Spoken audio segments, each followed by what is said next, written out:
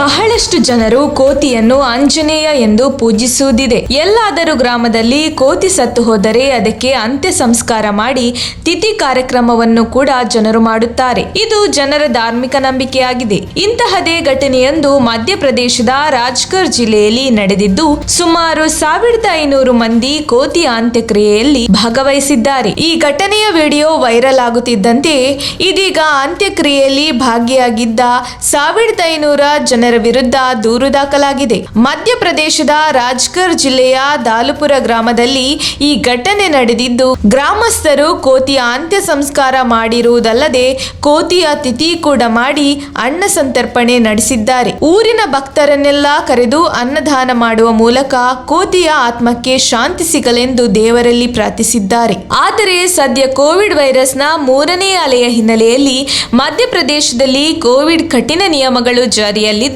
ಸಭೆ ಸಮಾರಂಭಗಳನ್ನು ನಿರ್ಬಂಧಿಸಲಾಗಿದೆ. ಆದರೆ ಕೊರೋನಾ ಕೋತಿಯ ಅಂತ್ಯಕ್ರಿಯೆ ಮತ್ತು ತಿಥಿ ನಡೆಸಿ ಸಾವಿರಾರು ಜನರು ಕಾರ್ಯಕ್ರಮದಲ್ಲಿ ಭಾಗವಹಿಸಿದ ಹಿನ್ನೆಲೆಯಲ್ಲಿ ಕಾರ್ಯಕ್ರಮದಲ್ಲಿ 1500ಕ್ಕೂ ಅಧಿಕ ಮಂದಿಯ ವಿರುದ್ಧ ದೂರು ದಾಖಲಾಗಿದೆ. ತಿಥಿ ಕಾರ್ಯದ ನೇತೃತ್ವ ವಹಿಸಿದ ಇಬ್ಬರನ್ನು ಬಂಧಿಸಲಾಗಿದೆ ಎಂದು NDTV ವರದಿ ಮಾಡಿದೆ. ಪ್ರಕರಣದಲ್ಲಿ ಇಬ್ಬರನ್ನು ಅರೆಸ್ಟ್ ಮಾಡುತ್ತಿದ್ದಂತೆಯೇ ಭೀತಿಗೊಳಗಾಗಿರುವ ಇತರರು ಪೊಲೀಸರಿಂದ ತಪ್ಪಿಸಿಕೊಳ್ಳಲು ಇದೀಗ ಬಚ್ಚಿಟ್ಟುಕೊಳ್ಳುವಂತಹ ಸ್ಥಿತಿ ನಿರ್ಮಾಣವಾಗಿದೆ ಎಂದು ತಿಳಿದು ಬಂದಿದೆ. ನಮ್ಮ ತುಮಕೂರು ಮಾಧ್ಯಮದ ವಿಶೇಷ ಸುದ್ದಿಗಳನ್ನು ನಿರಂತರವಾಗಿ ಪಡೆದುಕೊಳ್ಳಲು ಚಾನೆಲ್ ಅನ್ನು ಸಬ್ಸ್ಕ್ರೈಬ್ ಮಾಡಿ. ಕ್ಷಣ ಕ್ಷಣದ ಸುದ್ದಿಗಳಿಗಾಗಿ www.nammathumakuru.com ಗೆ ಭೇಟಿ ನೀಡಿ.